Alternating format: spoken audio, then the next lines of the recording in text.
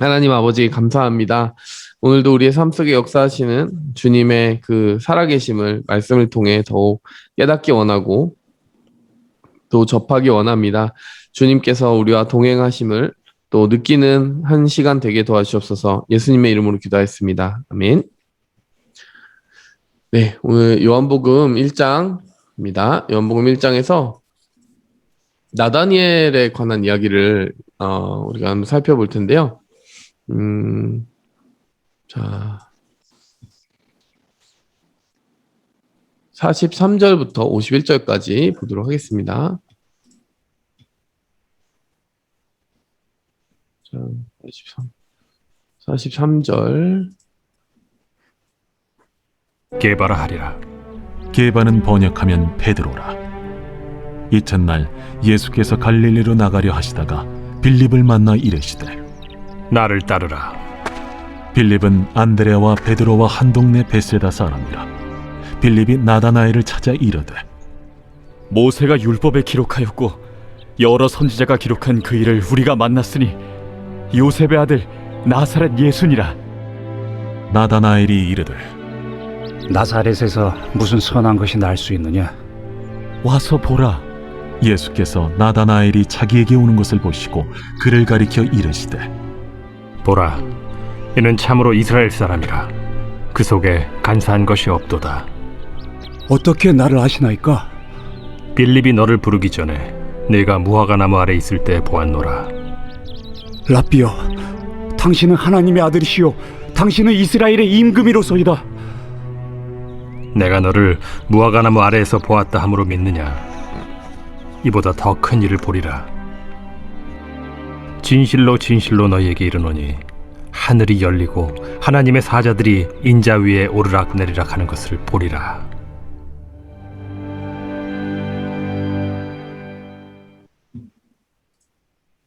네. 미안합니다. 윤숙자매 오신 거죠, 지금? 제가 오늘 한 형제를 만나고 와가지고 늦게 와서 잠깐 잠들었었어요. 자, 오늘 우리가 함께 본 본문 말씀이 이제 43절에서부터 쭉 51절까지 읽어봤는데요. 자, 한 몇 분만 한번 보도록 하겠습니다. 보고 우리 나누도록 할게요. 저는 집중한 단어들이 있었는데, 네. 우선 보라가 좀 약간, 보라? 보라자매요? 그게 아니라, 여기 보라라는 단어가 많잖아요. 네. 그래가지고 보라라는, 단어가 좀 많이 왔는데, 와닿았는데, 네. 그래서 그 중에 좀 먼저 들어왔던 보라는, 네. 와서 보라가 좀 약간, 네. 네. 우선 예수님을 경험할 때, 네. 예수님께서 찾아오시는 경우도 많지만 그 예수님을 경험한 사람들이 네. 다른 이들에게 전할 때 예수님은 어떤 분이야 이런 것보다도 가장 강력한 방법이 하나가 예. 와서 봐라는 말이 참 되게 강력할 수 있겠다라는 생각을 좀 많이 했어요. 너가 직접 봐, 진짜 좋아. 그러니까 막 구차한 설명보다도 그분을 보는 것보다 더 좋은 게 없어라는 생각이 되게 들었고, 그 뒤에도 계속 보라라는 말이 나오는데, 그 중에서 또 좀 들어왔던 거는, 우리가 생각할 수 없는 것보다 더 큰 일을 보게 된다라는, 더 큰 일을 보라라는 약간 이게 좀 약간 들어왔거든요. 우선, 이 나다니엘이라는 사람이 네. 예수님을 봤을 때 예수님께서 원래 되게 약간 반신반의하잖아요. 네. 나사렛에서 무슨 선한 게 나올 수 있냐 이런 얘기를 하지만 예수님을 볼 때 예수님께서 본인을 정확히 알고 꿰뚫어 보시는 걸 보고 이 네. 나다나엘의 반응이 네.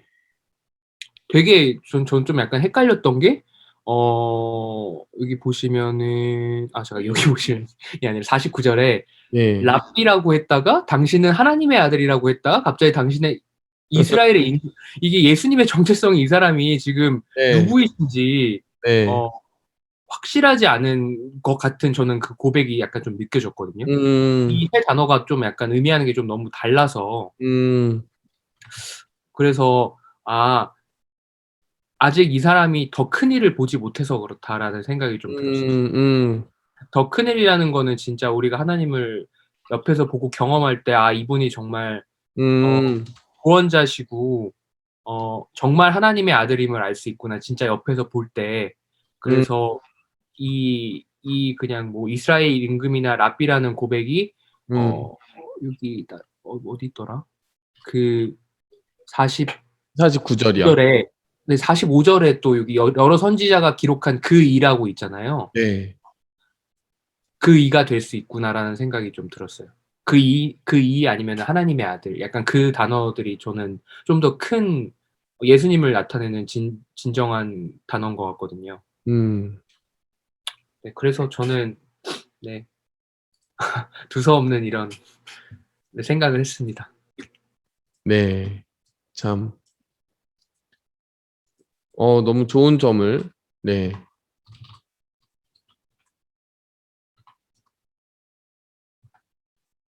이게 보다라는 단어가 진짜 많아요, 여기. 지금 제가 좀 모아놨는데, 우리 민경제가 말했지만, 와서 보라. 그리고 87절에는, 그러니까 보는 주어가 좀 바뀌어서, 예수님이 이렇게 보시고라고 나와 있거든요.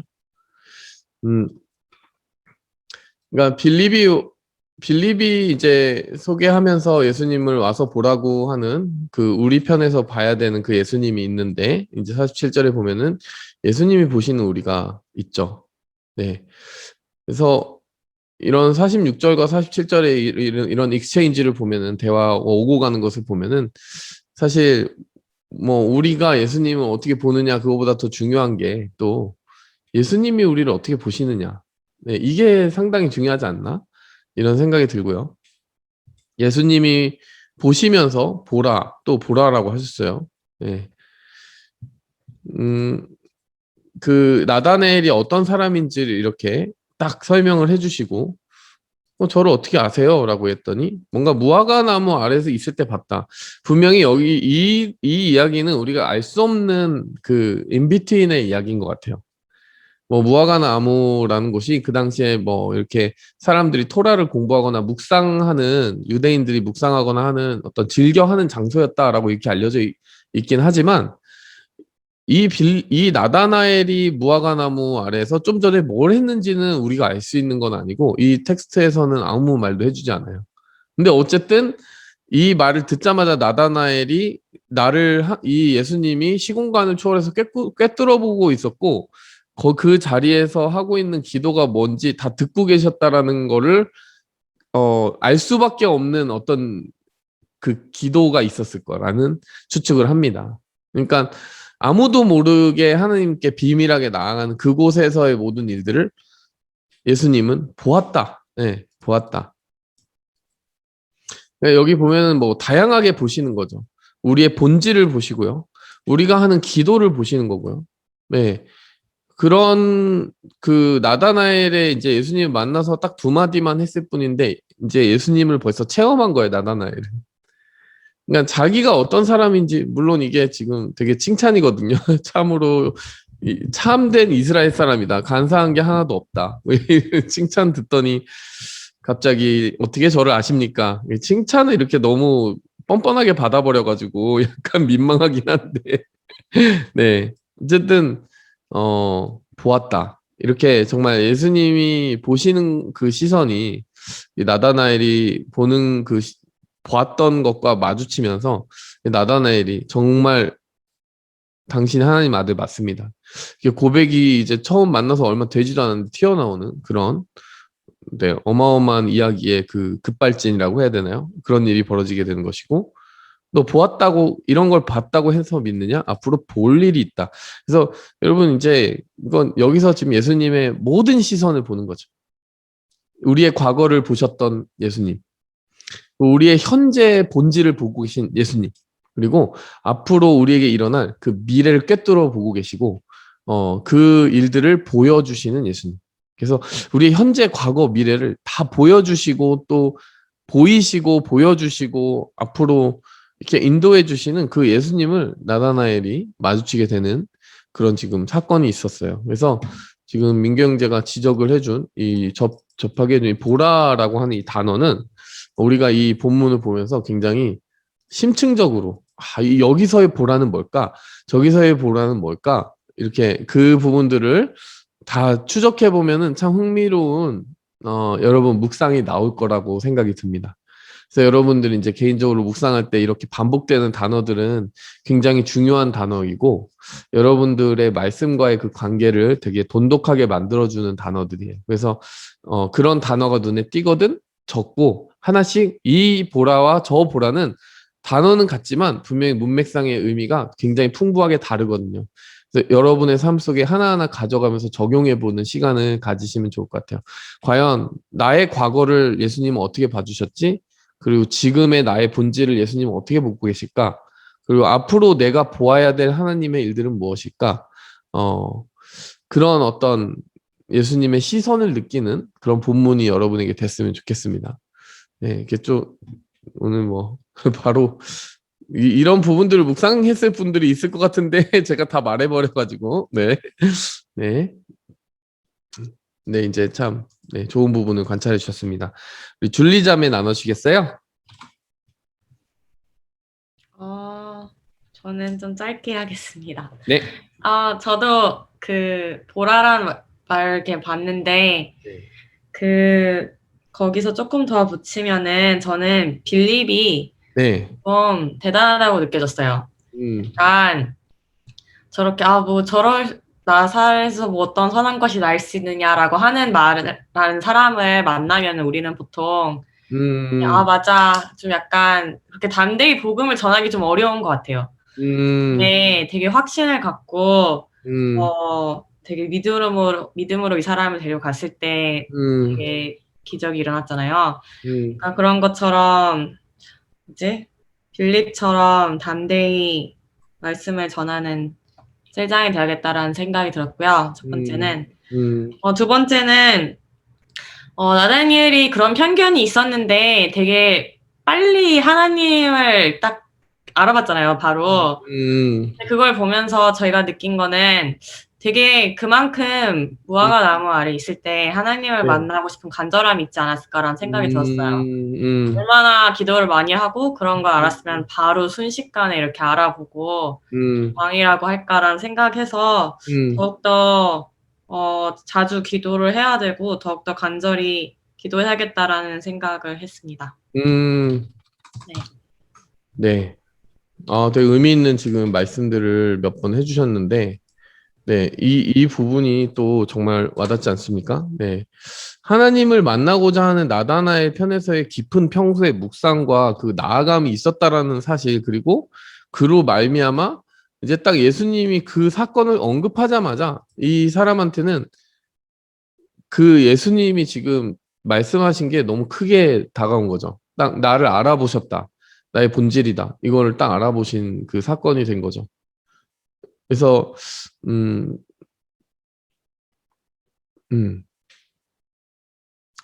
저에게도 그런 사건이 있었던 것 같아요. 예수님 만나는 그 사건 간증들을 뭐 했지만 예수님 만나기 전에 딱 1년 전에 제가 성경책 보면서 1년이 아니구나. 그 한 몇 년 전에 그 독서실에서 막 했던 그 기도가 저한테는 약간 표적 비슷한 그런 거였던 것 같아요. 그때는 뭐 제가 일주일 안에 하나님이 저를 만나주시고 살아계신 것을 알려주시지 않으면은 뭐 믿지 않겠다. 나는 이제 교회하고는 빠이빠이다. 뭐 이렇게 하고 일주일 안에 계속 일주일 동안 기도했는데 아무 일이 없어가지고 저는 이제 이렇게 작별을 구했죠. 교회하고는. 근데 이제 고3 때였으니까 그때가 한 2년 정도 지났을 때 그때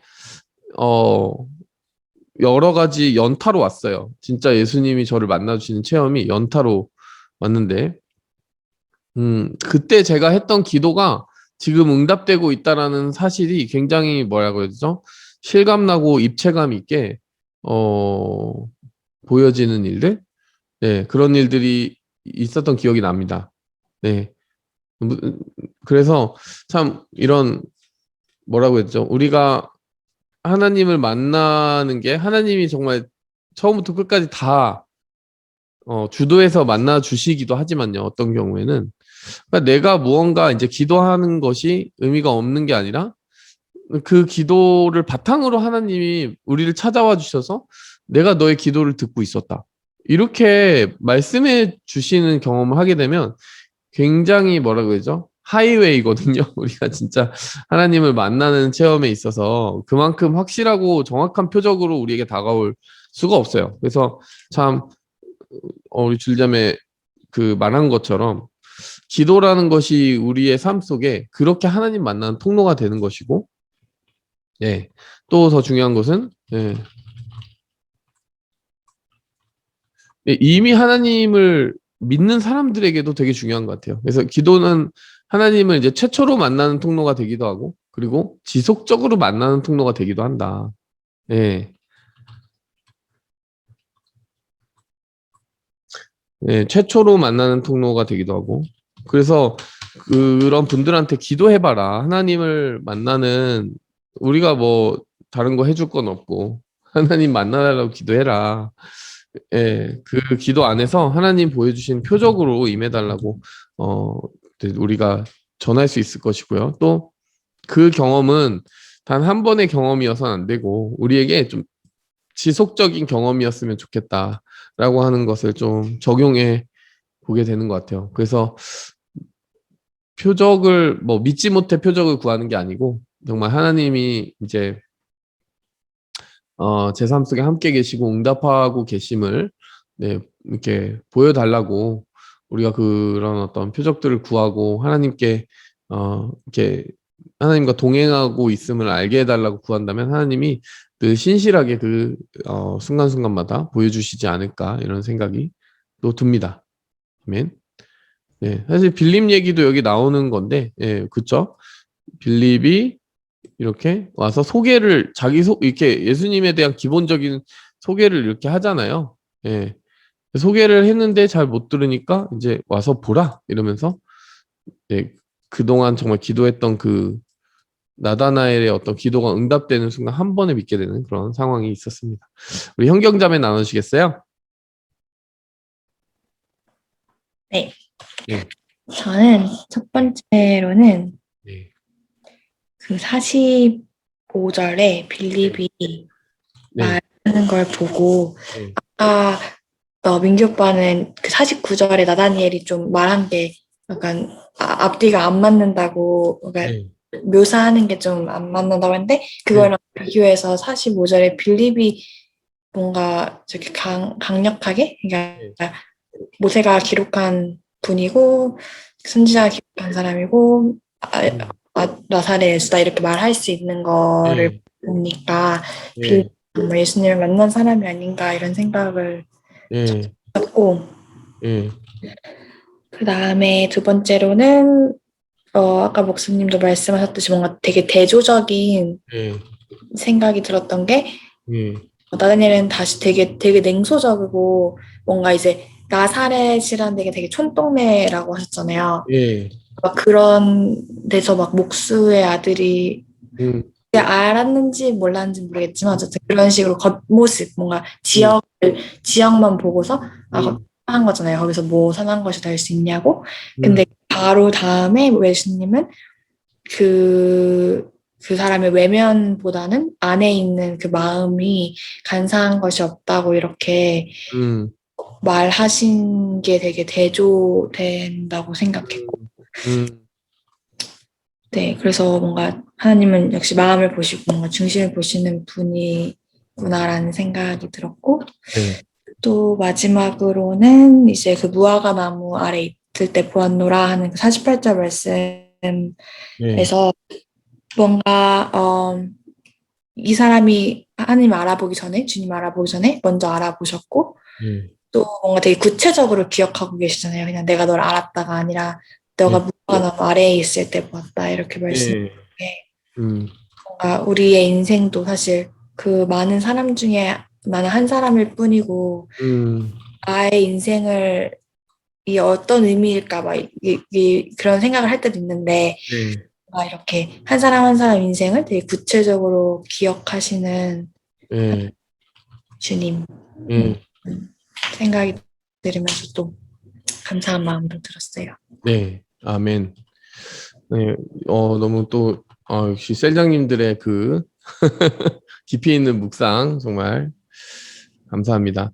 그냥 마음과 중심을 보는 데 비해서 나다나엘이 맨 처음에 본 건 이제 지역과 외모 이런 걸 좀 보지 않았나 뭐 이런 묵상 가능합니다. 근데 이제 일단 나다나엘이 도대체 이 나사렛이라는 동네를 폄하하는 그 배경이 뭐였는지는 도저히 아직은 알 수가 그러니까 대체로는 그렇게 생각해요. 뭐라고 생각하냐면 나사렛에서 어떤 이스라엘 역사상 위대한 인물이 나온 적도 없고 정말 그 몇 명 살지도 않는 그야말로 시골 동네이기 때문에 나사렛을 이렇게 취급해서 얘기한 것이다라는 해석이 좀 많이 있고요. 또 그와 동일하게 또 어떤 해석이 있느냐? 이 나다나엘이 성경 말씀을 되게 잘한다. 이렇게 해석하시는 분도 있어요. 왜냐면 예수님 그리스도 메시아가 오시면 율법이 기록하였다고 빌립이 분명히 말했는데 모세가 율법에 기록하고 어떤 말씀 속에서 예언된 그 메시아가 올 때는 베들레헴에서 와야 되는데 이게 미가서 말씀을 아니까 안다면요. 베들레헴에서 와야 되는데 무슨 나사렛이야? 이렇게 뭐 나사렛에 대한 어떤 특별한 지역 감정 없이 그냥 나사렛이라고 하는 동네에 대해서 율법은 별다른 말을 기록하고 있지 않아. 뭐 이렇게 생각해서 이렇게 이야기하는 것일 수도 있다. 양쪽 가능성은 다 있습니다. 두 가지가 다 동시에 있을 수도 있어요. 야, 나사렛 성경에서 얘기하고 있는 동네 아니야. 또 동시에 묘하게 드는 생각은 나사렛이 뭐 그렇게 대단하고 화려한 동네도 아니고 이렇게 두 가지. 확실하게 어느 한쪽이다 이렇게 선택하기는 어렵고요. 두 가지를 다 포함할 수 있는 것 같아요. 그러나 뭐 어느 쪽이 됐고 뭐 둘 다가 됐든 한쪽이 됐든 이렇게 그 우리 형경자매 말한 이 원리적인 부분을 뽑아낼 수 있죠. 율법이 지역을 가지고 사람을 이제 판단하라는 의미로 그런 예언을 주신 것은 아닐 테니까, 그러니까 우리가 그 사람의 본질을 마주치기 전에 사람들이 너무나도 흔하게 외모나 그 출신지나 이런 그 1차적인 정보를 가지고 사람을 판단하는 일이 굉장히 많다는 그 우리의 습관만큼은 확실히 보여주는 거 맞는 것 같습니다. 네. 우리의 습관 너무나 그렇지 않습니까? 여러분 학교나 출신지 뭐 배경 뭐 그 사람이 가지고 있는 뭐 여러 가지 무엇인가 시그니처가 될 만한 것들 그걸 가지고 계속 보는. 근데 정말 우리 형님이 말한 것처럼 예수님이 나다나엘을 딱 보셨을 때는 너 어디서 왔니? 뭐 호구조사를 하신 게 아니라 그냥 그 사람의 스피리추얼 애드레스로 바로 가셨죠. 응. 영적인 주소. 그러니까 우리의 무슨 물리적인 주소가 아니라 예. 이게 진짜 중요한 정보가 아니겠느냐. 예. 오늘 저기 접속이 왔다 갔다 하는 분이 아니구나. 자, spiritual address. 그러니까 너의 본질 내가 알지. 너 무화과나무 아래에 있을 때 봤는데 그 속에 간사한 게 없어. 정말 간사한 게 없다는 거는 진짜 순수한 마음으로 하나님의 나라를 갈망하는 사람이야. 너는. 그게 내가 너를 보는 본질이야. 뭐 너가 가진 출신지, 뭐 배경, 상황 그런 거 말할 거 없고 내가 보는 그 한 가지 가장 중요한 부분은 바로 너의 영적인 본질이야. 이거. 그거를 말씀하시는 예수님을 보면서 오늘 한번 예수님이 나를 보고 처음으로 하실 말씀은 무엇일까? 네. 이거 좀 질문해 보면 재밌을 것 같지 않아요? 나를 처음 나의 영혼의 본질. 네. 뭐 한 단어로 표현해 보기, 한 문장으로 표현해 보기. 네. 이런 거 재밌을 것 같습니다. 그렇지 않습니까? 네. 나다나엘을 딱 보자마자 그의 영혼의 본질을 딱 봐주시고 말씀해 주셨던 예수님. 한 단어나 한 문장으로 지금 나를 예수님 만나신다면 무슨 말씀 하실 것 같다. 이렇게. 네. 네, 이런 부분들이 참 우리가 좀 또 주목하게 되는 말씀의 부분이 아닌가 이런 생각이 듭니다. 네, 우리 보라자매 나누시겠어요? 네, 저는, 네.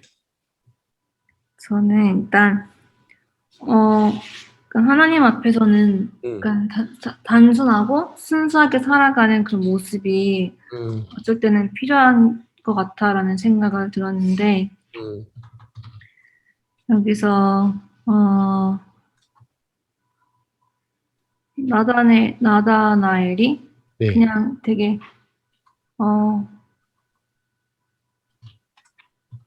약간 예수님의 존재를 퀘스천하지 않고 그냥 곧이곧대로 믿는 그런 모습이 있잖아요. 그래서 그런 모습을 보면서 약간 저희도 막 때때로는 막 약간 예수님의 존재에 대해서 약간 반박하는 사람도 있을 것이고 또 그렇기 때문에 약간 이렇게 전도하는 그런 점에 있어서 힘든 부분도 있는데 약간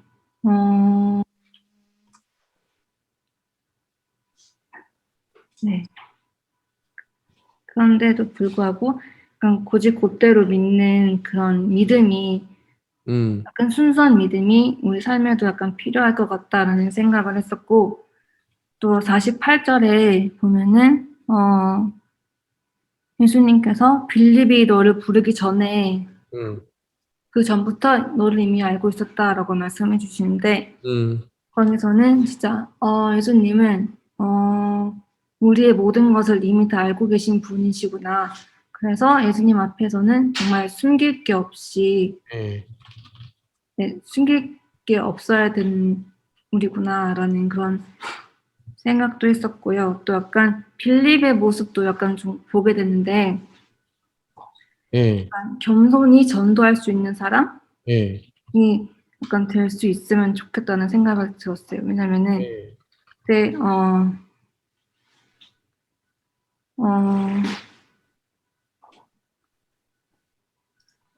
그쵸.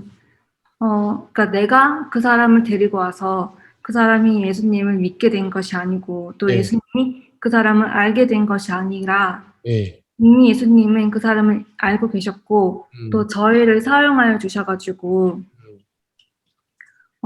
우리가 이렇게 그 사람과 그 예수님의 그런 이렇게 다리를 이어주는 그런 역할을 감당하는 사람이니까 약간 무언가를 바라는 그런 것도 있을 거 아니에요. 네, 그러지 말고 진짜 순수하고 단순하게 그러니까 사람들 예수님 앞으로 이렇게 데리고 오는 그런 겸손한 전도하는 사람이 전도자가 되자라는 그런 생각을 했었어요.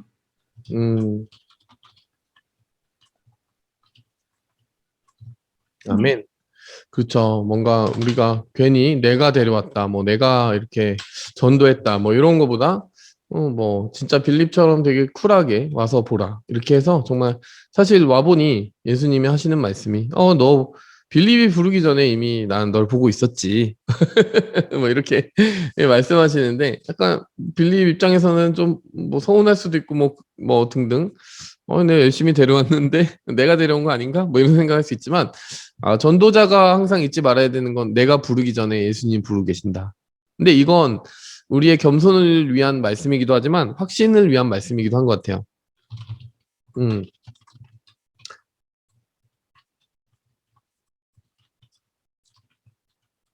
자, 이게 중요합니다. 왜냐면 우리가 야 니네가 데려온 거 아니야 이 말씀 이 말씀도 우리가 그런 관점으로도 기억해야 되겠지만 또 이런 것도 되는 것 같아요. 내가 예수님께 데려갈 마음이 있는 어떤 대상자를 생각할 때 내가 그 사람을 데려가기 전에 예수님도 뭔가 하고 계셨겠지 이런 마음을 가지고 전도하는 거랑 그렇지 않고 전도하는 거는 좀 우리의 그 두려움과 긴장됨의 정도가 틀릴 것 같아요. 그래서 왠지 이 사람은 전도를 100번 해도 안 넘어올 것 같고, 이 사람한테는 뭐 좀 수십 년이 걸릴 것 같고, 돌과 같이 굳은 마음, 저런 사람이 어떻게 예수님 믿어? 뭐 이렇게 우리의 나름대로의 편견을 가지고 있을 수 있잖아요. 근데 그때마다 이 말씀을 생각했으면 좋겠어요. 그러니까 내가 보기 전에 예수님도 저 사람을 보고 계셔. 내가 저 사람을 데려가기 전에 예수님도 저 사람을 부르고 계셔. 내가 뭔가를 하기 전에 예수님도 저 사람의 삶 속에 무언가 내가 모르는 섭리로 계속 하고 계셔. 이런 생각을 우리가 깊이 깊이 가지고 있는다면요. 우리가 한 사람을 그냥 이렇게 어렵게 전도하고, 저 사람은 어떻게 설득하고, 저 사람의 마음은 어떻게 쪼개줄까, 뭐, 이런 모든 처음부터 A부터 Z까지 내가 해야 된다는 고민은 좀 덜 수 있을 것 같아요. 그쵸? 빌립이 대답 안 되니까 그냥, 그래, 와서 봐, 일단. 잔말 말고. 뭐 이러잖아요. 그쵸? 전도자는 되게 용감한 사람들이기도 하지만 때로는 그냥 마음 편하게 전도하는 것도 전도자가 아닐까. 이런 생각이 드는 거죠. 그래서 계속 너 나랑 교회 언제 갈 거야? 뭐 간다며. 뭐 이렇게 되게 능청스럽게, 능글맞게, 그쵸? 뭐 그 사람에게 몇 마디 말로 그 사람의 인생관을 송두리째 지금 당장 right now 바꿔놔야지. 나는 그 사람이 하는 질문에 다 답을 해야만 그 사람 전도할 수 있을 것 같아. 뭐 이런 부담감을 내려놓고, 주님, 제가 못 채우는 그림들은 주님이 채우고 계시죠? 그냥 이런 어떤 그런 확고한 확신과 신념을 가지고 우리가 예수님이 하실 공간을 풍부히 남겨놓는 전도자가 되자. 네, 그런 마음가짐.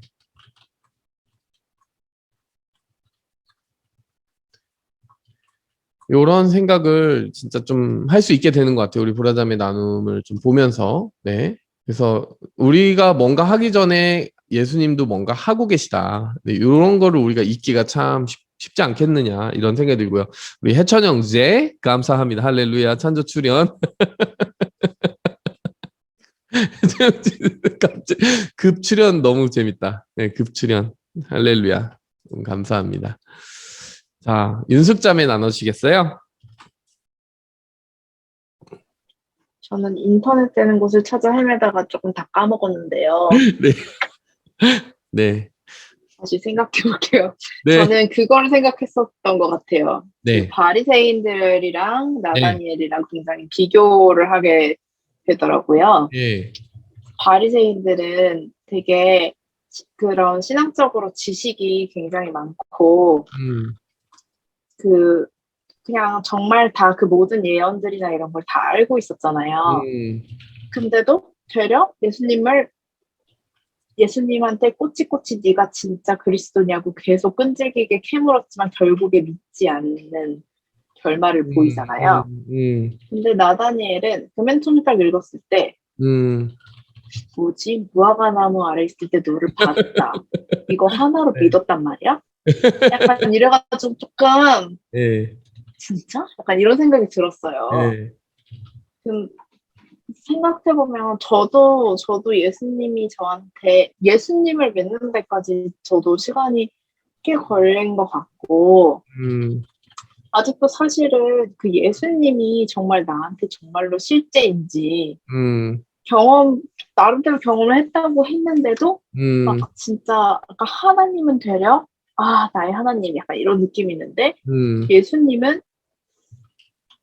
나의 예수님이긴 예수님인데 뭔가 이렇게 현실로 확 들어온 느낌이 조금 덜 든달까? 조금 그런 그 어려움이 있는 것 같아요. 예수님을 더 확 믿는다는 것이. 근데 이제 나다니엘은 진짜 뭔가 마음으로 준비가 되어 있어서 예수님이 나 너 봤는데 이렇게 하자마자 이분은 그리스도시다 라고 바로 이렇게 고백하고 바로 믿을 수 있는 그런 준비가 되어 있었던 사람인 것 같아요. 그래서 저도 맨 처음에는 나다니엘 성경 지식이 되게 많았나? 막 이런 생각을 또 잠깐 했는데 그 바리새인들을 보면 성경 지식이 많다고 해서 믿는 것도 아니니까 결국에는 진짜 나다니엘은 정말 그런 경험과 기도와 이런 거를 통해서 정말 그 예수님 만나는 날을 위해서 뭔가 준비되어 있지 않았나? 예, 그래서 딱 만났을 때 예수님을 알아볼 수 있지 않았을까? 예, 그런 생각이 들었습니다. 아멘. 네, 정말 나다나엘이 여기서 순수한 마음으로 무화과 나무 아래서 뭔지 모르지만 순수한 마음으로 하나님께 기도하고 간구하고 있었고, 그것은 하나님의 나라에 대한 소망, 그리고 여기 뭐 이스라엘의 임금 하나님의 아들이라고 이렇게 고백을 하는데 메시아가 올 것에 대한 어떤 간절한 기도를 하고 있지 않았나 이런 생각이 드는데, 뭐 그것을 포함해서 여러 기도들을 하고 있었겠죠. 그럴 때 이렇게 정말 순수하게 어떤 지식의 설득, 변증 이런 게 필요 없이 정말 진짜 찾고 있었기 때문이 아닌가 이런 생각이 듭니다. 예.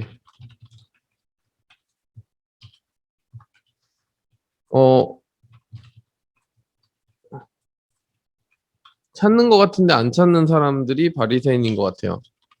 그러니까 그 사람들은 질문만 봐서는 찾는 사람 같아요. 왜냐? 그리스도이시면 확실하게 좀 말해주세요. 좀 너무 고민됩니다. 진짜 고민하는 것 같은데 그 사람들은 사실은 예수님을 만나고 싶어서 고민하는 게 아니거든요. 그 바리새인들이 계속 고민했던 건 이 사람이 진짜 그리스도면 어떻게 하지를 아니었으면 좋겠다 이런 거 고민을 하는 거죠. 왜냐? 자기들이 가지고 있는 이 세속적인 어떤 권력을 나누고 싶지도 않고 그리스도가 오든 말든 무슨 상관이야 이런 생각을 가지고 있었기 때문에 예수님이 나중에 비유를 통해 보여주시는 바에 따르면 그들은 마치 주인이 보낸 아들을 죽이고 그 포도원을 소유하려고 했던 악한 종들과 같다 이렇게 하나님이 말씀하셨는데, 하나님의 뜻, 하나님이 보낸 뭐 사람 이런 거 아무 관심 없고 오히려 그런 사람이 찾아와가지고 자신의 왕국을 벌려놓고 있는 걸 조금이라도 지분을 빼앗는 것에 대해서 굉장히 두드러기 알러지 반응을 일으키는 사람들이었죠. 그리고 그렇게 하고 싶지 않은 사람들. 그래서 찾는 것처럼 외형은 보여요. 질문은 합니다. 근데 자기의 마음속에 놓지 않은 그 우상이 가득하기 때문에 이 사람들은 찾는 게 아니에요, 실은.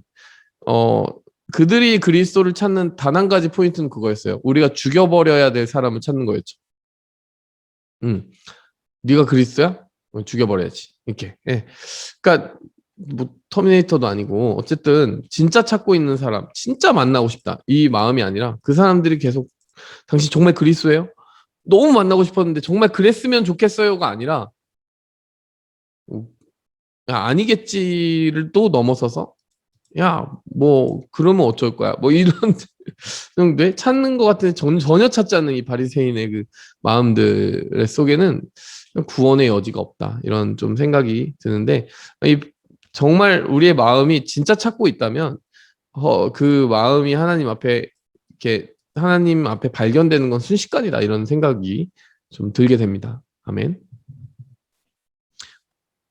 네, 우리 지금 네, 또 나누셔야 되는 게 누구죠? 웅래 형제인가요? 예, 잠깐만요. 네. 정리 좀 할게요. 정리 좀 하고. 네. 말이 빠릅니까? 천천히 정리하셔도 됩니다. 네. 이렇게 참 나다나엘의 그 모습 속에서 우리가 좀 그 순수함, 구도자의 그 모습을 좀 보고 발견하게 되지 않나 이런 생각이 듭니다. 요 동네 사람들이 좀 다 그러네요. 네. 별로네요. 네. 예, 저는 일단 빌립 보고 네. 생각이 든 게 나를 따르라 하니까 따라간 게 그게 웃기고요. 그러니까 그게 어떻게 그렇게 되는지 좀 신기하고요. 예. 뭐지? 정말 그러죠. 예. 그리고 어디였더라? 다른 거는 이제 다른 세련 분들이 다 말씀하셔가지고 사실 다른 거는 별로 그런 게 없고 네. 이제 그 50절을 보면은 내가 너를 무화과 나무 아래서 보았다 함으로 믿느냐 이보다 더 큰 일을 보리라 이렇게 말씀하시는 거 보고 이제 내가 증거를 보여주니까 이제 네가 믿냐 더 큰 일을 볼 거다 그리고 앞으로 더 큰 일이 있을 거라고 이제 밑에 51절에 말씀하시잖아요. 그런 거 보면서 이제 진짜 정말 조건 없이 예수님을 믿을 수 있는지 저도 좀 제 자신을 조금 반성하게 되고요. 예. 그리고 과연 그 큰 일을 볼이라고 하셨는데 그 큰 일을 보기 위해서 제가 얼마나 또 뭐지 예수님처럼 전도를 하고 그리고 그 마지막 날을 준비하고 있는지 그것도 제가 반성하게 됩니다.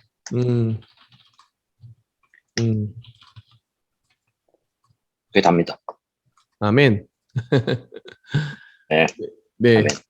우리가 예수님이 보여주실 일들을 얼마나 기대하고 있느냐. 네. 우리의 기대감의 크기와 온도. 우리 기대감의 크기와 온도를 계속 체크할 필요가 있는 것 같아요. 예, 우리가 뭐 신앙생활에 있어서 뭐 좀 연수가 지나가면 뭐 모르던 성경 지식도 되게 많이 채워지고 알게 되고 그건 그거지 이렇게 척척 말할 수 있는 그런 단계가 올 수 있거든요. 근데 그것이 신앙생활의 성숙을 보여주는 한 부분은 될 수 있어도 정말 신앙생활이 정말 제대로 굴러가고 있느냐라고 하는 것을 본질적으로 이제 체크하는 질문은 얼마나 뜨겁느냐라는 거예요. 그래서 예수님이 요한계시록에서 에베소 교회 교인들에게 사자에게 그 메신저에게 했던 말이 뭐였냐면은 다 좋은데 첫사랑을 잊어버렸다. 예, 그거 가지고 문제 삼으셨거든요. 그래서 네가 정말로 예수님을 만나고 사랑하고 갈망하고 붙들고자 하고 좀 아끼는 그 마음이 있느냐? 그래서 그 마음은 참 뭐라고 해야 되죠? 우리가 알아요. 그 마음이 얼마나 큰지, 그 마음의 뜨거움이 얼마나 큰지 우리가 알거든요. 그래서 앞으로 뭐 보리라 이런 말씀을 해주셨을 때, 예, 지금 뭐 이게 누구야? 저기한테는 우리 나다나엘한테는 되게 의미 있게 다가오고 막 이렇게 두근두근하는 그런 말이었는지 모르겠지만 이거에 대해 별로 관심 없는 사람한테 앞으로도 이런 큰 일을 볼 거고 뭐 이런 얘기를 했을 때 냉담한 사람도 있을 거거든요. 나는 지금 그런 종교적인 일 생각할 겨를이 없는데 하나님 일? 뭐 그러니까 내일도 바빠요 하나님 뭐 이럴 수도 있단 말이에요. 그렇죠? 우리의 삶에 하나님이 나다나엘에게 이렇게 정말 신나서 이야기해 주실 수 있는 만큼 네.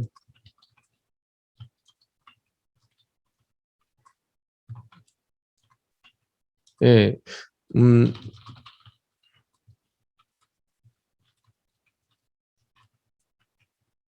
그런 하나님의 새로운 일들을 기대하고 설레이고 설레어 하는 그런 마음 자체가 우리에게 있다면, 예수님이 그런 사람들에게는 뭐 10마디, 100마디도 하시는 분이거든요. 그러니까 우리에게 그런 어떤 정말 하나님의 일을 보고 싶습니다. 예. 앞으로 보게 될 그 기대감이 굉장히 컸으면 좋겠어요. 여러분의 인생에도 지금 하고 계신 하나님의 일이 있을 수 있어요. 저는 근데 좀 우리가 시계를 한 10년 후에는 내가 어느 정도가 있을까? 20년 후에는 나는 어느 정도 열정이 있을까? 예, 미리 준비하면 어떨까요? 예, 왜냐면 우리가 그냥 시간이 그냥 흘러가게 만들어버리면, 예, 예, 예상을 해보는 게 참 중요하다는 생각이 드는 게, 그냥 시간이 흘러간다고 하나님을 향한 열정과 사랑이 저절로 커지지 않거든요. 지금 심는 게 나중에 열매가 되는 거고, 지금 내가 그 시기에 정말 더 큰 하나님과의 만남과 믿음 속에 들어가 있기를 원하는 마음으로 현재를 살아갈 때 우리가 그런 경험들을 실제로 하게 되는 거죠. 그래서 네, 미리 우리가 앞서 보는 그런 마음으로 살아갔으면 좋겠다. 이런 생각이 듭니다. 아멘. 목사님, 저 질문 하나만 해도 될까요? 네. 네, 제가 제 질문은, 네. 결국, 하나님을 만나고 경험하는 게 되게 중요한데, 네. 굳이 뭐 성경에 있는 인물들과 비교하려는 건 아니지만, 전 유대인도 아니고, 네. 하나님이 갑자기 저를 아브라함처럼 만나주신 것도 아니고, 네. 제가 그 음성을 들은 것도 아니고, 네. 갑자기 예수님이랑 같은 시대 사람도 아니잖아요. 그쵸. 어쨌든 이렇게 1대1로 예수님이라는 분을 만난 사람은 아니잖아요. 네. 제가, 저 같은 사람은, 성경의 어떤 인물들을 좀 약간 본을 삼고, 네. 아니면은 어떤 약간 교회를 좀 본을 삼고 신앙을 예수님을 만나기 위해서 좀 구하면 좋을까요? 그러니까 좀 약간 다양한 방법으로 하나님을 만날 수 있는 것 같거든요. 예수님을 만날 수 있다고 생각을 하는데 네. 좀 더 그런 뭐라고 해야 되지? 좀 더 추상적인 믿음이 추상적인 게 아니라 좀 더 실제적이고 구체적이었으면 좋겠다라는 좀 생각을 좀 많이 하게 되거든요. 근데 그것 성경이 기반이 됐으면 좋겠고 막 네. 그래서 이런 저 같은 사람은 어떻게 하면 좋을까? 막 약간 막 제가 막 마가의 다락방에서 막 있는 막 그런 성령의 그거를 막 그러지는 못했거든요. 네. 그래서 그냥 저는 어떤 말씀을 읽으면서 좀 어떤 사람들을 좀 샘플? 네, 본으로 삼아서 좀 네. 약간 이런 것들을 구하면 좋을까? 아니면은 제가 좀 약간 구하는 게 이것도 아니고 저것도 아닌 것 같은 느낌이 좀 들기 시작해서 여쭤보고 싶었어요. 그거는 오늘 하루에 답하기는 좀 어려운 질문 같습니다. 네. 그러니까 이 시대의 하나님의 사람이라고 말할 수 있는 굉장히 좋은 샘플들이 또 찾아보면 꽤 있고, 네. 근데 정말 필요한 질문이죠. 네. 하나님의 사랑을 들고 나아가서, 그 사랑을 모르는 사람들에게 접촉하고 마주치려고 하는 모든 시도를 하는 사람들이 우리의 샘플인 것 같아요. 그래서 뭐, 요즘은 제가 최근에 이태석 신부님 봤는데, 이태석 신부님 아나요, 혹시? 잘 모릅니다. 네. 그, 울지마 톤즈라고 하는 제가 그 얘기를 요새 많이 하네요. 울지마 톤즈, 그리고 이태석 신부님의 자료를 좀 보면은, 뭔가, 크게 이제 예수 그리스도가 그 삶 속에서 역사하신 것들이 보이는데, 일단 그분 말고도 굉장히 많은 본과 예가 있을 것 같아요. 네, 이희돈 장로님도 좀 추천하고 싶습니다. 이희돈 장로님은 이희돈 장로님 간증은 다 들어볼 만한 가치가 있는 그런 간증인데 제가 한번 쉐어하도록 할게요. 그래서 참 롤모델로 삼을 만한 그 사람들 있습니다. 지금도. 네, 유대적인 배경과 그 시대에 예수님 직접 만난 사람들이 아닐지라도 그 사람들의 생생한 발걸음과 믿음의 선택 속에서 하나님이 살아계심이 너무 그냥 드러나게 보이는 그런 간증의 사람들이 많이 있어요. 성경은 어느 쪽을 묵상하는 게 좋아요? 성경을 묵상할 때 사도행전이 좀 우리에게 역동성을 주지 않을까 이런 생각이 들어요. 사도행전. 그래서 제가 여기 교회 오자마자 처음으로 했던 강해가 사도행전 강해였어요. 젊은이들에게 굉장히 많은 에너지를 주죠. 요한복음도 마찬가지. 요한복음은 이제 우리가 그 개인을 마주치는 사건이기 때문에. 자, 뭐 제가 조금 더 나누자면은 지금 여기 나오는 몇 가지 얘기만 더 추가를 하겠습니다. 추가적으로 어떤 얘기가 있냐면 여기 이스라엘 사람이다라고 하는 그 말이 우리에게 좀 의미심장하게 다가와야 되는데요. 조금 더 깊이 파고들면은 이스라엘이라는 이름은 하나님이 야곱에게 주셨던 이름이에요. 그쵸? 야곱은 평생 하나님의 그 축복을 갈망하는 사람이었고, 그 형이었던, 쌍둥이 형이었던 에서는 별로 그런 거에 대한 관심이 오히려 없는 사람이어서 팥죽 한 그릇에 축복을 팔아넘기는 장면들이 있습니다. 여러분이 좀 아시죠? 그 이야기는? 네. 자세히 설명하진 않겠습니다. 그리고 야곱은 그 갈망이 너무나 강해서 속여서라도 빼앗아야 되겠다 해가지고, 아버지까지도 속였어요. 아버지 이삭은 또 에서를 싸고 돌고 편애했기 때문에 어머니의 어머니의 그 도움을 받아가지고 그 축복을 싹 가로채는 그 장면이 나오는데, 여러분 여기 보면은 이스라엘이라 그 속에 간사한 것이 없다. 야곱이 하나님으로부터 받았던 축복의 이름이 바로 이스라엘이에요. 야곱의 인생 자체, 그의 기질과 성향 자체는 굉장히 뭐라고 해야 될까요? 속임수가 많은 사람이었어요. 근데 참 재밌는 거는 그 사람이 속여가면서까지 얻으려고 하는 그 이상과 또 받으려는 축복의 본질 자체는 되게 순수했다는 거예요. 장자의 권리를 그럼 받아서 뭘 할 건데? 라고 물어보면 그 야곱은 도망자가 됐거든요. 형에게 미움을 받아가지고. 그 형에게 미움을 받고 결국에는 뭐 상속을 받을 것도 아니고 육신적으로나 외형적으로 얻을 게 하나도 없다는 사실을 야곱이 몰랐을까요? 야곱처럼 야곱 빠진 사람은 알거든요.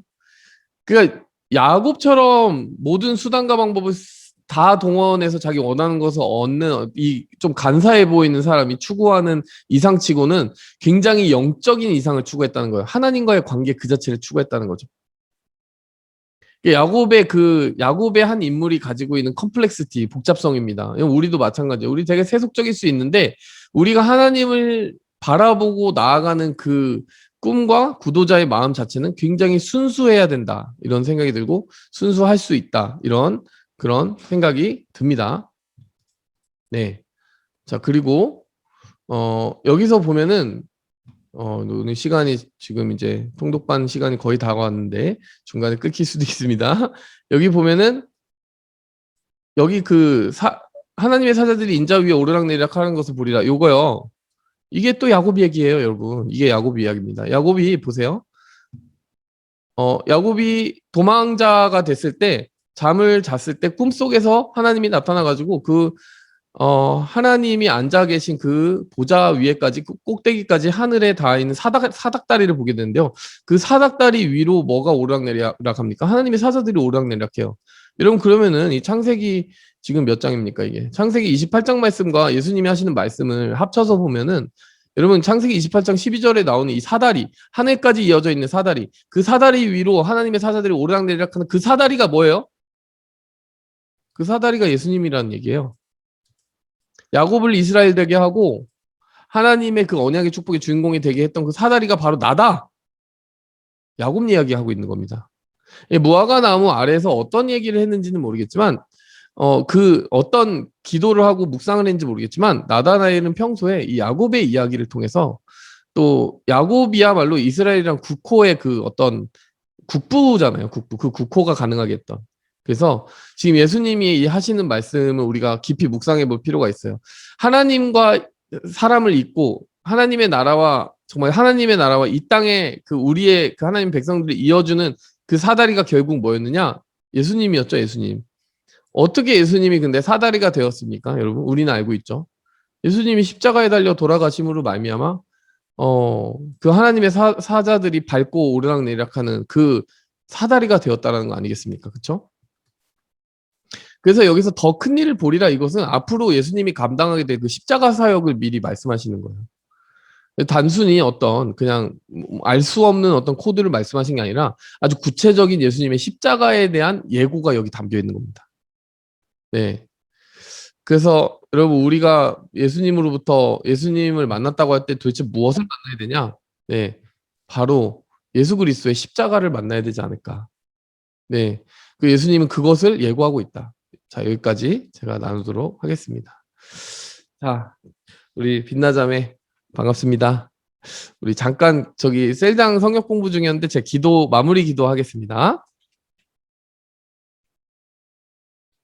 하나님 아버지, 이들은 아직 예수님이 누구인지 완전히 알고 지금 고백하고 있진 않습니다. 하지만 그들의 고백은 성령님이 주신 감동에 의한 고백이었고 또 예수님은 그들의 아직 알지 못하는 부족한 지식 속에서도 그들에게 충분히 자신의 정체를 보여줄 수 있는 그 손을 뻗어 나타나 주셨습니다. 그리고 더 나아가 예수님이 앞으로 하실 그 십자가 사역의 본질을 미리 비춰주셨습니다. 하나님, 오늘 이 나다나엘을 만나주신 것처럼 우리가 처음부터 다 알고 예수님 만나는 건 아니지만 정말 우리의 마음에 순수한 중심과 동기를 가지고 앞으로 하실 더 큰 일을 바라보며 예수님 따라가게 도와주시고 어제보다 오늘, 오늘보다 내일 더욱 하나님을 아는 그 폭이 커져갈 수 있도록 주님 축복해 주시옵소서.